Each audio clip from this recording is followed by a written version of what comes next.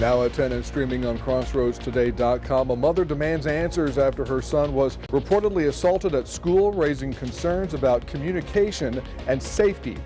The University of Houston Victoria moves closer to joining the Texas A&M University system. And the University of Victoria Election Forum offered candidates a platform to showcase their ideas and plans for change. We'll be taking a look at the weather for Easter week and then what happens on Easter Sunday. Is there any shower chance? We'll talk about that coming up in a moment. And the Goliad golf team looks to stay at the top there with Industrial there in the 3A regionals. We'll talk about that and more in sports. You're watching 25 News Now at 10. Good evening and thank you for joining us. I'm Don Brubaker. Shauna Curry is on assignment. A local mother is speaking out after learning her son was sexually assaulted by a classmate, and she says the school failed to notify her directly. 25 News Now weekend anchor Amaya Norman has the details. Amaya? Yes, and the situation has now sparked an official police investigation and raised concerns about how the school handled the incident. I just felt very disgusted that they didn't want to help. I felt helpless that the school that was supposed to be protecting my kid didn't care enough. A mother who would like to remain anonymous is demanding answers after finding out her son was sexually assaulted by a classmate at school. Her son's teacher sent her a message about the incident, but not the school administrators. Let me know that another boy in his class sexually touched him. And as soon as I got that message, I was up at the school as fast as I could. When the mom asked the school staff about the lack of communication, they told her it was handled and it was a one-time thing. But her son says otherwise. And I asked, can you tell me how many times? He said no. I said, how about one hand, 2 hands? He said, no, it's been too many times. The mom was given a few options: move her son to a different classroom, get a restraining order, or transfer him to another school. I guess either have more help or lower the count, something to where these students don't have to be afraid of going to school. VISD Executive Director of Communications and Public Relations said in a statement, "The safety of well-being of our students is always our top priority. While we cannot share additional details due to the ongoing nature of the investigation." I thought I've taught my kids enough. Obviously, my son was scared to speak up. I never thought I'd have to teach him from his own friends in class. The mother says she just wants her son to feel safe at school and to make sure no other family is left in the dark like hers. The incident has since been reported to the police, who have launched an investigation. Dawn, back to you.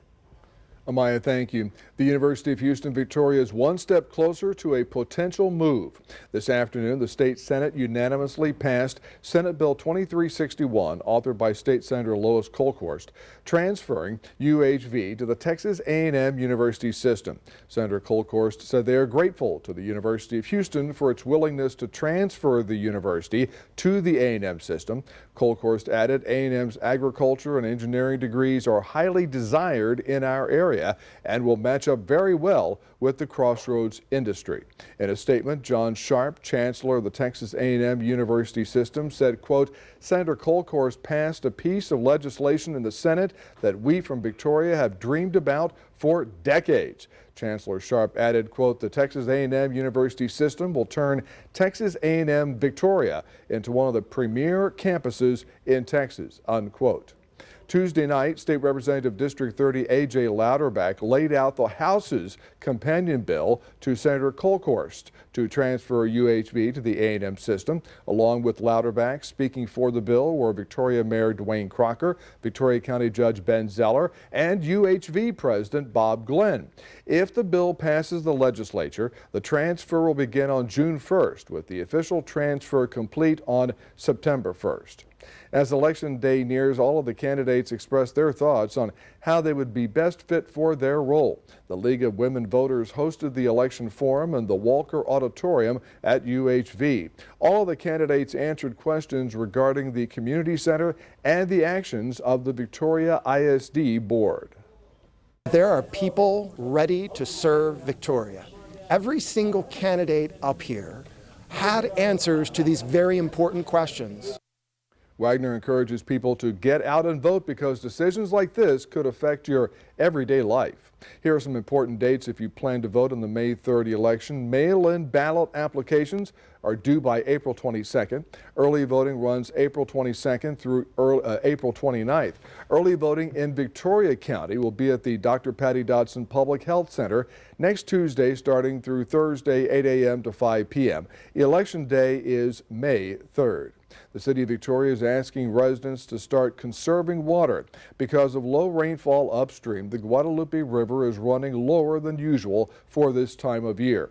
Because of a 1998 water permit, the city can only pump a limited amount from the river when levels drop. So this week, officials started stage 1 of the drought plan, which means voluntary water conservation. That includes watering your lawn just once a week, switching to water-efficient appliances, and signing up for the city's free WaterWise service to track your usage and spot leaks early. Time to check on our weather. Let's go to Mac Bettis with a first look at the forecast. And Mac, you've been forecasting rain on Easter Sunday for about a week, and now it seems like we may need some on that day or even earlier. Well, it's always good to have rain on a regularly scheduled program. This time, we've got possibility of shower activity around here on Sunday, and a lot of people going, boo, I know. But I don't think it's going to wash you out. It's just going to be isolated showers. We'll talk about more consistent rain coming up. We'll also be talking about the winds, all that in just a moment. Back to you, Don. Mac, thank you. As we head into severe weather and hurricane season, Texans can save some money while getting prepared. Starting at 12:01 a.m. Saturday, April 26th and running through midnight Monday, April 28th, the state's emergency preparation sales tax holiday is back. That means no sales tax on things like flashlights, batteries, fuel containers, even portable generators under $3,000. There's no limit on how many items you can buy. A full list of what's covered is on our website, crossroadstoday.com. And this brings us to our viewer poll tonight. Are you planning to take advantage of the emergency preparation sales tax holiday? The choices: A, yes, I plan to stock up on essentials. B, no, I don't need anything right now. Or C, I'm not sure yet. Consistently all day, it's been over 50% for I'm not sure yet. Well, we want to hear from you. Visit crossroadstoday.com/vote to take part, and we thank you for voting. Now to the chilling new images of the high school shooting in Dallas.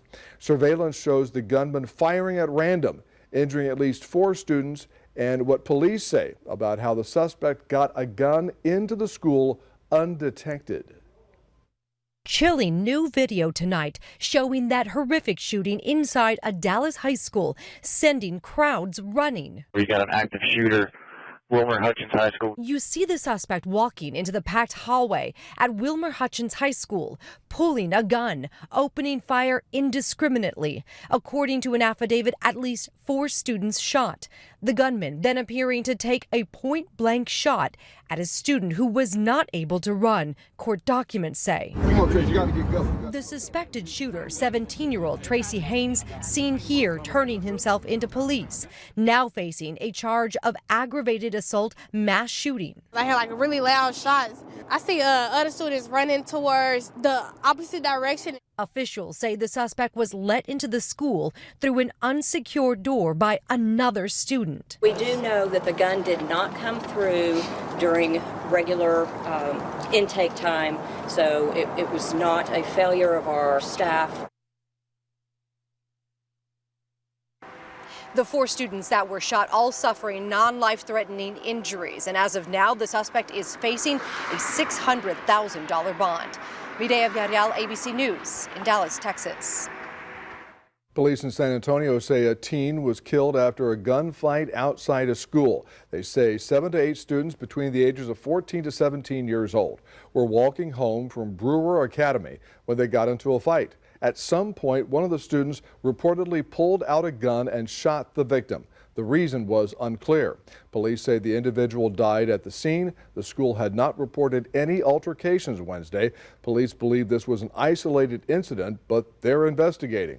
They also want to know whether the weapon was ever brought on campus. Texas House okays bill that gives schools more latitude to discipline students. A last-minute amendment would require students to go to alternative education settings if they attack a teacher or make terroristic threats. To read the full Texas Tribune article, visit our website, crossroadstoday.com. And here's some of the top headlines you can read in the Port Lavaca Wave. Calhoun County Commissioners support a resolution to save Keller Bay. And the Calhoun County ISD Board hears its annual academic report. You can read these stories and more at portlavacawave.com. Remember to subscribe to our YouTube channel, Crossroads Today. Hit the like button and click the notification bell. Then you can see Crossroads Today on YouTube. And stay with us. Coming up on 25 News now at 10. Jobs in healthcare, construction, and more. How one event in Victoria helped connect people to new possibilities. Also ahead, he beat the odds and inspired a nation. Now America's top cop just made history in St. Louis. A zebra sanctuary in Bloomington? A nonprofit promising beautification. But where's the money really going? What does zebras got to be beneficial for? Our 7-month investigation uncovers a tangled web of nonprofits, LLCs, and real estate deals, leading to allegations of bribery, document falsification, and intimidation. A town at a crossroads, a fight for transparency. Don't miss Money, Power, and Incorporation. A 25 News Now Extra, Thursday night at 10.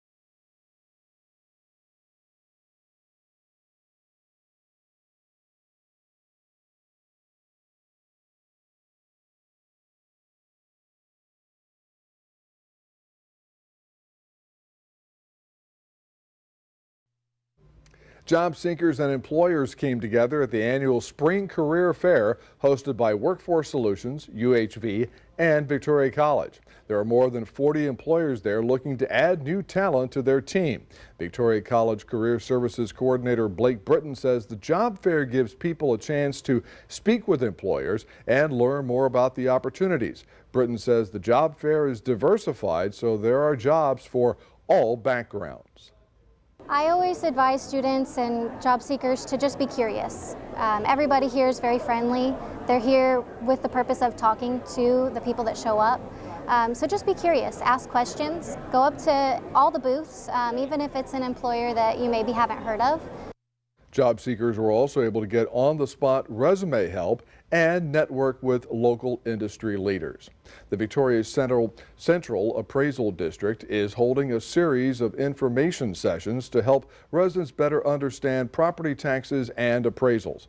These sessions walk you through how property values are assessed, how to file for exemptions, and what to expect from the appeals process. The final session is next Tuesday at 6 p.m. It will be at the Dr. Patty Dotson Public Health Center on North Navarro. The 2025 appraisals are also available on the Appraisal District website. Crossroads today is inviting you to join in and celebrate Earth Day by showing off your doodles. Show us what Earth Day means to you. We'll share your Earth Day doodles on our social media and feature one doodle per day on Sunrise. Submissions are open now through April 25th. Just come to crossroadstoday.com.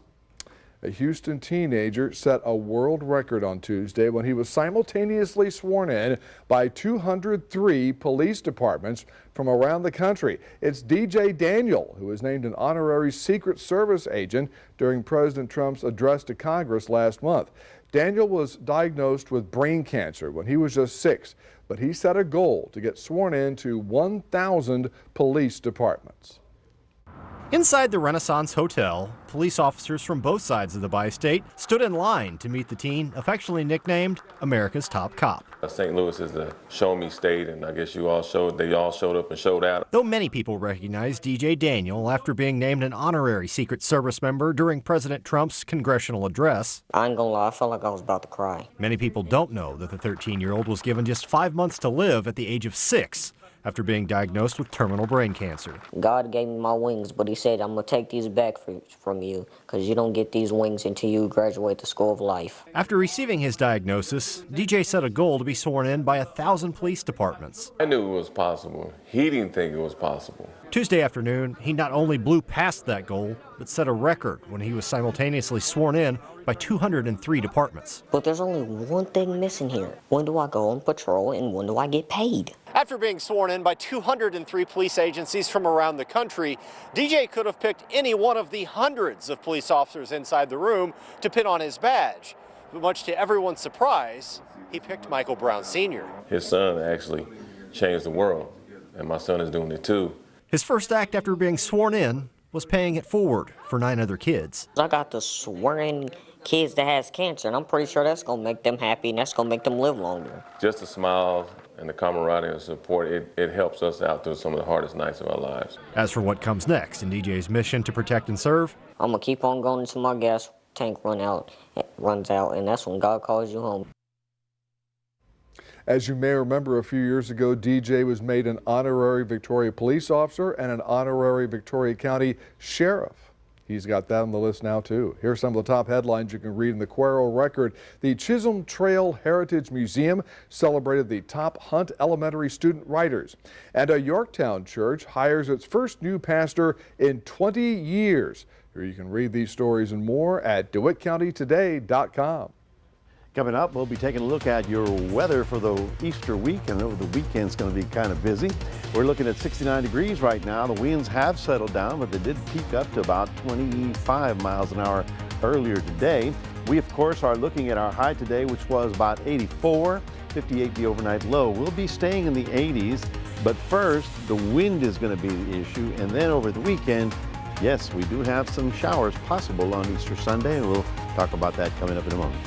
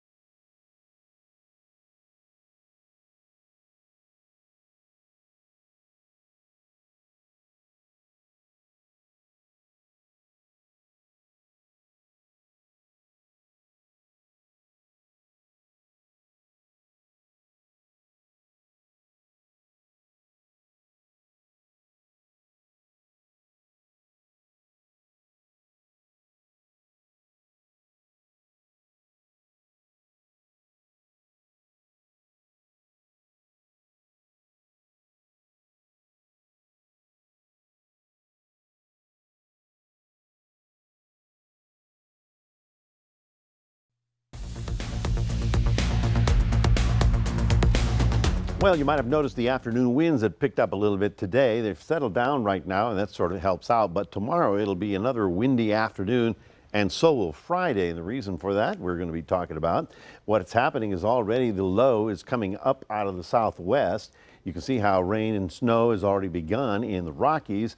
That's going to be a big weather maker for the country in the next 4 or 5 days. I'm going to be showing you that in a moment. Winds, of course, peak today in the 20-mile-an-hour range. They'll be a little bit stronger tomorrow afternoon as that low kicks out into the prairies. It's going to force all these winds to flow in that direction. You can see how it's all going up there to where that lower pressure is located. Now we take a look at the big picture, and you can see the rain already beginning in Colorado. This area of lifting here is going to be the reason that we may have some stormy weather in North Texas. See the cold pocket over there? All right, well, that cold pocket will be moving across, and the low by itself was just going to clip the panhandle, and that's why from maybe Dallas to Amarillo and north, they're looking at some serious rain coming in on Friday, Saturday. But then the low pulls away and things do sort of settle out. We're going to be looking at 1, 2, 3 days. This is going to be your Friday here. And on Friday, already stormy weather is expected. Severe weather outlook here from Wichita Falls to Dallas and maybe down to about Abilene. Then it gets closer to our area. So yeah, we're going to be watching for that very carefully as we get into the weekend. Now here's a better look. This is the GFS model. We go from today over to Wednesday all the way into Thursday. And you can see right about there, something's happening here, that's the storm, okay? We go Friday and then on into Saturday, and you can see how as the cold front swings out, it's going to trigger some stormy weather in North Texas all the way down to possibly the hill country. And then we go forward to Saturday night, and yeah, it even puts us in the possibility of getting some isolated showers around the area. There's a front coming through, and it'll come through on Sunday. Now there's your Sunday map. You see right there, stormy weather, Texarkana, east of Dallas, all the way down to maybe Waco. And this whole thing sort of blows through by Sunday night. So Monday is actually improving weather. And after that, it's going to get very interesting next week because we have several rounds of possible rain rolling through our area. So we'll certainly be watching for that. So let's take a look at your day planner. For those of you in Port Lavaca, looking at high temperature of 81, sustained winds at 20. You can pretty well figure they'll be gusting up to 30. You'll see a lot more cloud cover tomorrow. So we're looking for a high of Cuero of about 84 with more and more cloud cover. That's all that moisture coming in that's going to get picked up by that front that has given us that rain potential. So breezy Thursday, Friday.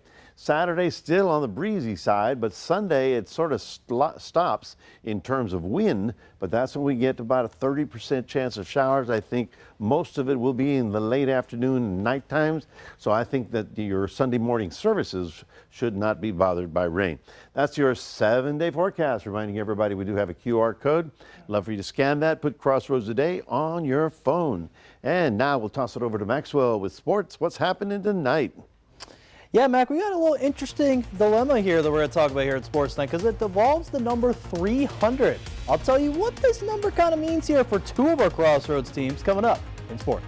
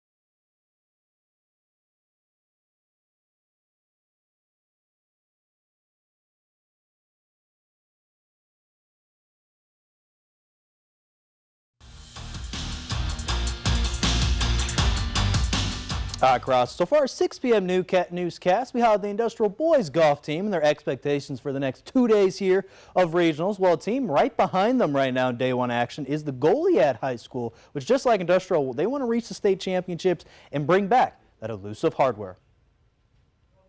I'm going to find my goals today. If I am going to go to state, I'd like to see how good I'm going to do. And, you know, if I'm hitting my driver good today, doing my short game, then I'll know it'll come in handy during state if I do make it. Next couple of days, I just want to focus on my round, not necessarily the score, just kind of how I'm playing, hitting the ball well, things like that. Just focus on myself, really. Now, both of those guys I interviewed, they're actually the top scorers for Goliad right now after day one, with Toba Eliezer shot a 9 over there today, and also there for the other one, +5 too. So Goliad is currently right behind Industrial in second place overall. They have a score of 328. Now from 3A boys golf regionals to 4A, which is held also at Colony Creek Golf Course, we had 3 local teams in Cuero, El Campo, and Calhoun. First with the team scores for Cuero. They're tied in 7th place with Divine High School at 325 total points, and El Campo is right behind Cuero at 327, and Calhoun is at 344. And the top standout individuals there from today were Cuero's freshman Waylon Dietz, who's tied in 14th place with overall first round score of 74. And again, we'll have more and more coverage of these 2 turns. So if you want to check out, though, for you fans out there, to go to, again, the Texas High School Golf app. They're going to have everything. You just download off the Apple Store. You get it right there, and you can get all the information for all these days here in regionals. And like I mentioned in the tease, what we had with the number 300, well, here's the first mystery, right? We had a big milestone yesterday with Victoria East head coach with West Coley getting 300 career wins with their win last night versus Lamar Consolidated. Coley's been a huge asset for the Titans, has led the team this season to a 24-4 overall record and 8-1 in district. He is tied there with West High School right now in district play. And again, one of the first accomplishment out there to West Coley. Again, I know him personally. He's one of the first coaches, and people just to get to know me there as I got here to Victoria with football and now on the baseball team. So props up to him, and I can't wait to see what the guys do the rest of the regular season there going into the playoffs. Now the second mystery there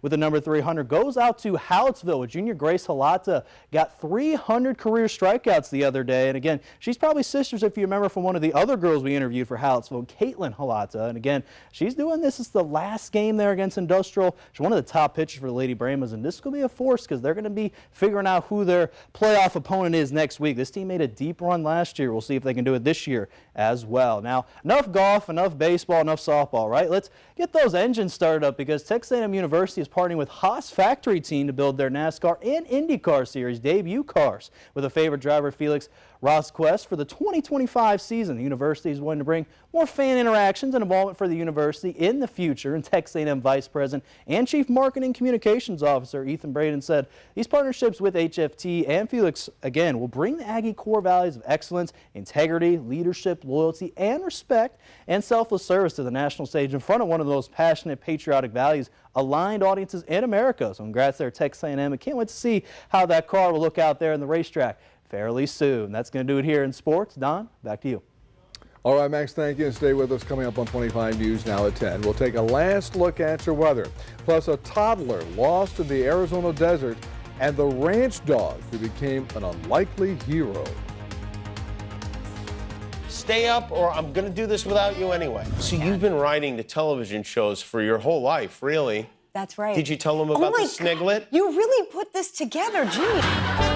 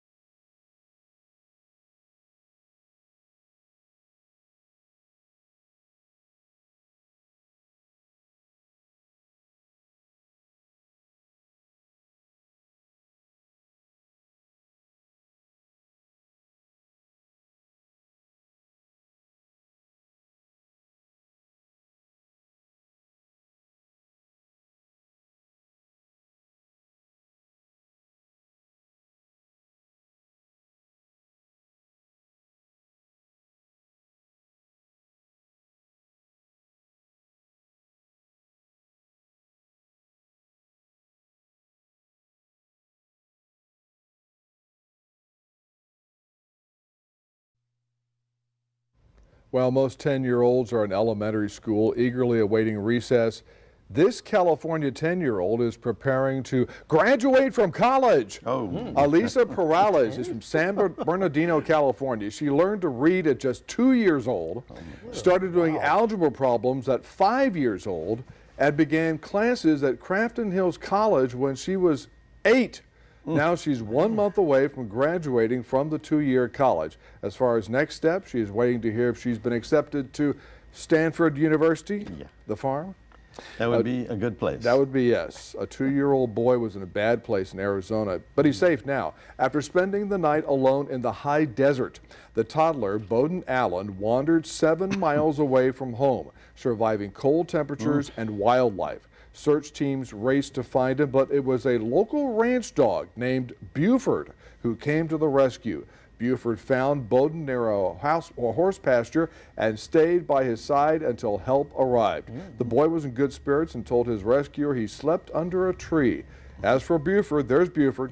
He's back on the ranch and rewarded with a well-earned steak dinner.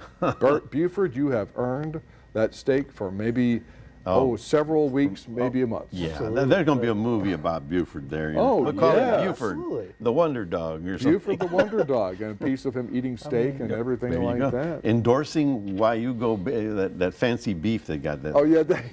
What do they call it? Wayugo? I know what I'm talking about. Well, there it is. Yeah, there it is. Yes. Well, folks, for those of you that are having steak this week, just remember that we do have lots of winds to deal with for the next couple of days. On Easter Sunday, we do have a chance of some showers, especially in the late afternoon and evening hours. I think the Sunday mornings should be fine. And then next week, we're actually going to have a little hit and miss shower activity. Now, again, back to the drought. 1 day or 1 week of rain is really not going to help us out. We need to get a consistent pattern going here where every other week we get a good drenching, but that is looking real thin right about now. All right, I know you'll keep us in touch on that, Mac. Thank you. And finally tonight, a raccoon in Massachusetts is presumably back to scrounging around for scraps after being freed from a storm drain. On Monday, a man noticed the trapped animal in a park and alerted police. Officers removed the storm drain's cover, but the raccoon was still stuck. The man then used 2 laundry pods to lubricate the raccoon's head, and less than half hour later, they got the raccoon out. Animal control then came and retrieved the raccoon. And if you want to know more about laundry pods, I guess you have to check out their podcast. I'm not sure. I'm not sure on that. Thanks for joining us. 25 News Now Sunrise, 5 a.m. Jimmy Kimmel Live starts now.